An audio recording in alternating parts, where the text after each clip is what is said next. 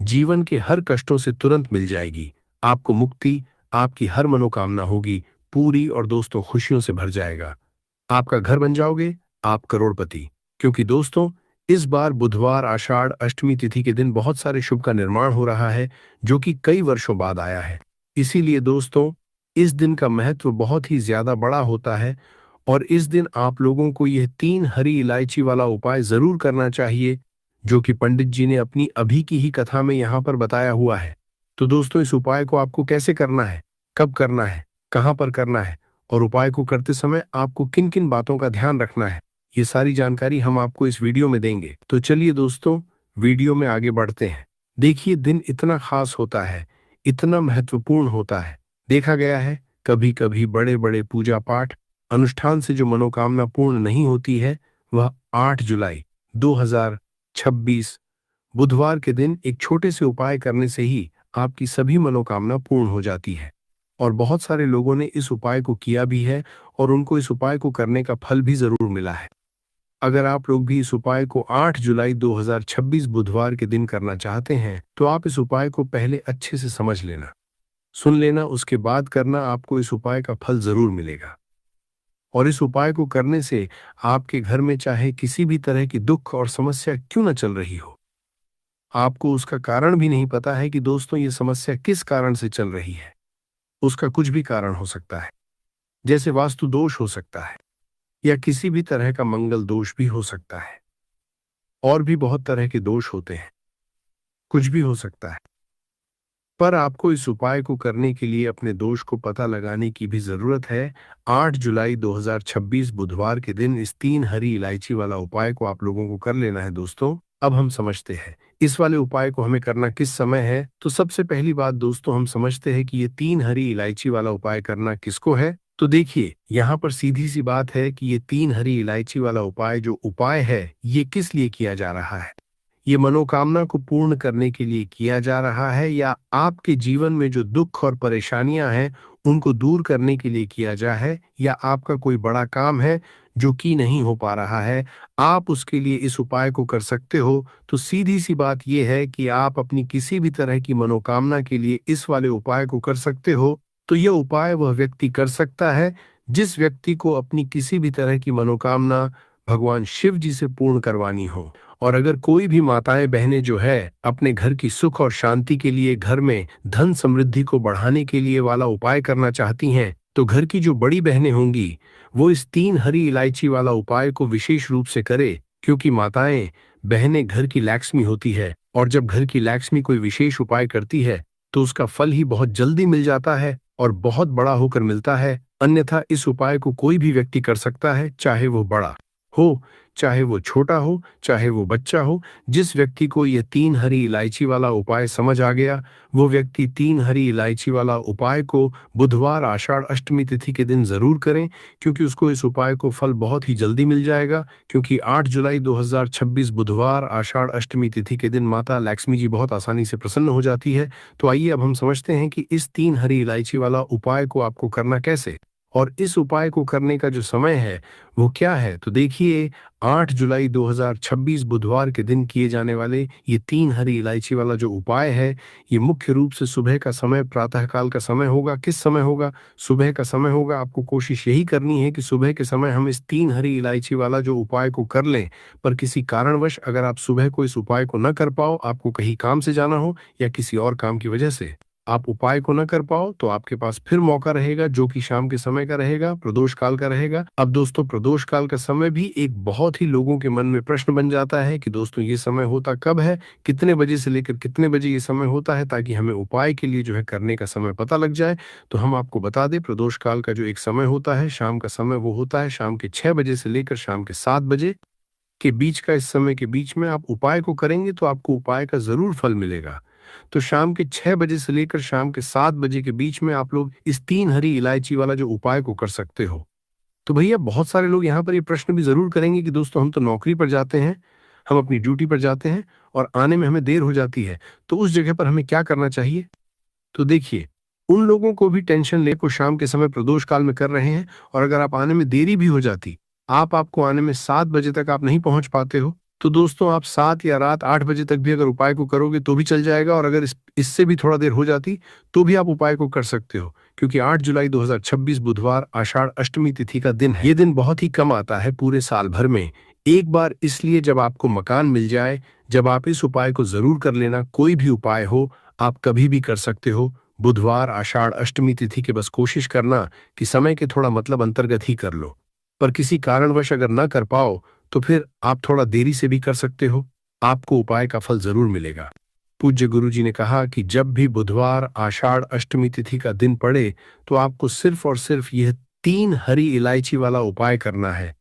इससे आपके जीवन में अगर धन वैभव की समस्या चल रही है, अगर आप रुपए पैसों के लिए बहुत ज्यादा परेशान रहते हैं, आर्थिक तंगी चल रही है, कई कई बार आप प्रयास बहुत करते हैं, मेहनत बहुत करते, लेकिन आपको धन प्राप्त नहीं हो पाता है, आप मेहनत करने के बावजूद भी सफल नहीं हो पाते हैं, आप अपने व्यापार में असफल हो जाते हैं, नौकरी करने के प्रयास में असफल हो जाते हैं, किसी भी कार्य में अगर आप असफल हो रहे हो या फिर आपको धन की हानि हो रही हो, तो गुरुजी ने कहा कि आपको यह छोटा सा उपाय इस बुधवार में जरूर करना चाहिए। तो चलिए जानते हैं इस विशेष उपाय के बारे में।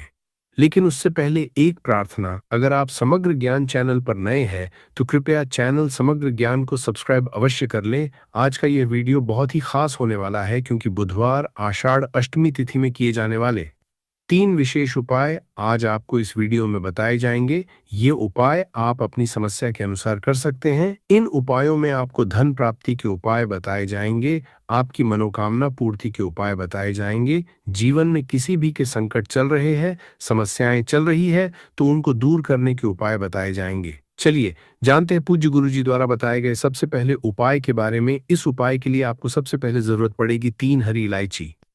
अब ये 3 हरी इलायची बुधवार आषाढ़ अष्टमी तिथि की रात 3 हरी इलायची घर में इस जगह पर रख देना। धन की कमी आपके जीवन से दूर हो जाएगी और बड़े से बड़ा नजर दोष भी आपके घर से दूर हो जाएगा।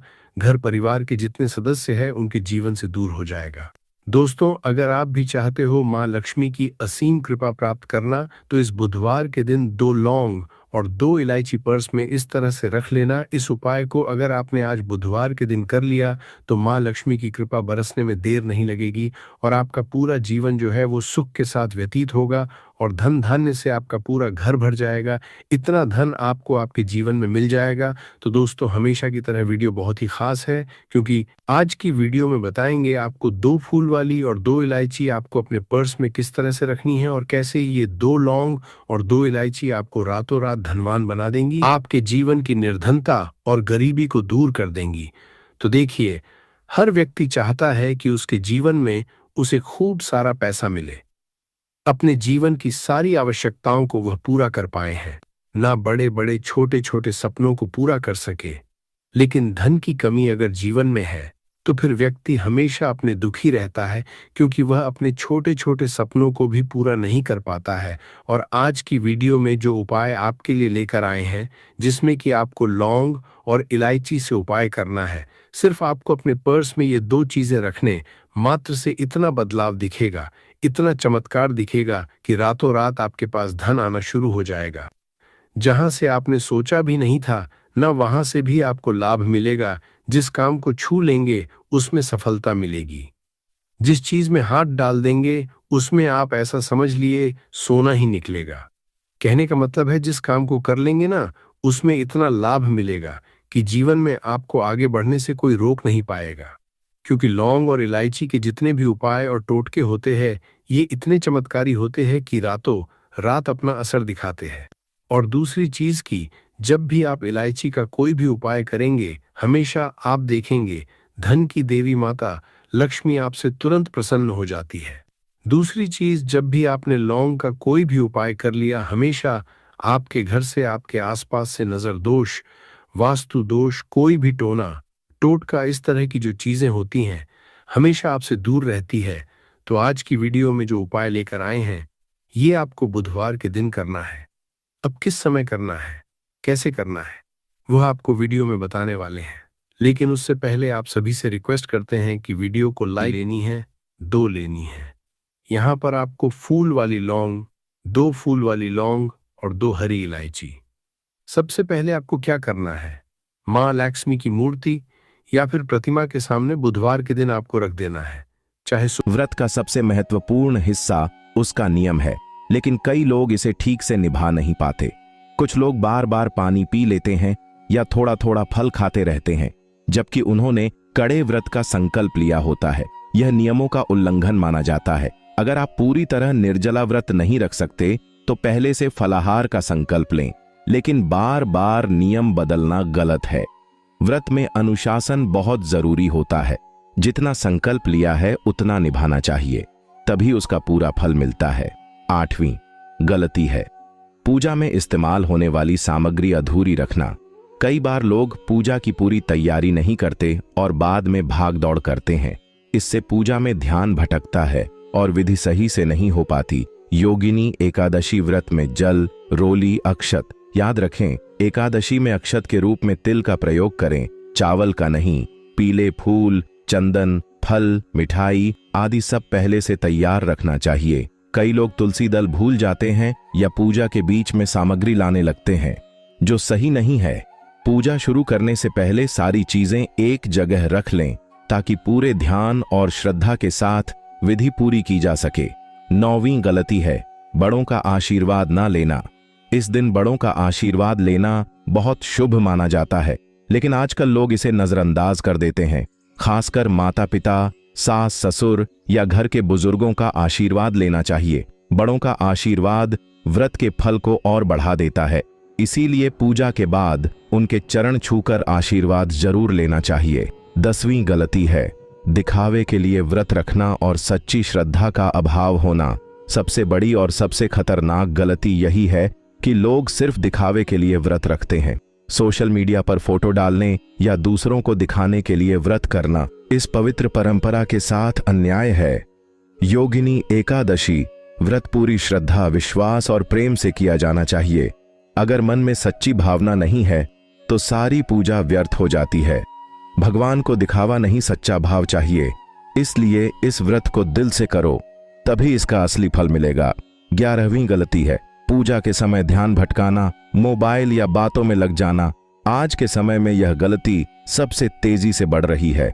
लोग पूजा में बैठे होते हैं, लेकिन बीच बीच में मोबाइल देखना, रील स्क्रॉल करना, कॉल उठाना या किसी से बातचीत करना शुरू कर देते हैं। यह दिखने में छोटी गलती लगती है, लेकिन आध्यात्मिक रूप से बहुत बड़ी चूक मानी जाती है। योगिनी एकादशी व्रत में एकाग्रता सबसे जरूरी होती है, क्योंकि यही वह समय होता है जब आप अपनी मनोकामना सीधे श्री हरि तक पहुंचा रहे होते हैं। अगर मन इधर उधर भटक रहा है तो आपकी प्रार्थना में वह शक्ति नहीं बन पाती। कई लोग फोटो खींचने या वीडियो बनाने में ही लगे रहते हैं, जिससे पूजा का भाव खत्म हो जाता है। इसलिए इस दिन पूजा के दौरान मोबाइल को दूर रखें, पूरा ध्यान केवल भगवान और व्रत पर रखें। यही सच्ची भक्ति है। 12वीं गलती है घर और मंदिर में गंदगी फैलाना या प्रकृति का अनादर करना। बहुत लोग पूजा तो करते हैं, लेकिन उसके बाद वहां गंदगी छोड़ देते हैं, जैसे प्लास्टिक, पॉलीथीन, फूलों के कचरे को वहीं फेंक देना। ये बहुत बड़ी गलती है। भगवान के मंदिर को और घर को अत्यंत पवित्र समझा जाता है। अगर आप वहीं गंदगी छोड़ते हैं तो यह पूजा का अपमान होता है। पूजा के बाद स्थान को साफ रखना भी उतना ही जरूरी है जितना पूजा करना। ध्यान रखें, श्रद्धा का मतलब सिर्फ पूजा नहीं बल्कि स्वच्छता भी है। 13वीं गलती है बिना संकल्प लिए व्रत शुरू कर देना। कई लोग सीधे व्रत शुरू कर देते हैं, लेकिन संकल्प लेना भूल जाते हैं। संकल्प का मतलब होता है आप भगवान के सामने यह प्रतिज्ञा करते हैं कि आप यह व्रत किस उद्देश्य से और किस नियम के साथ कर रहे हैं।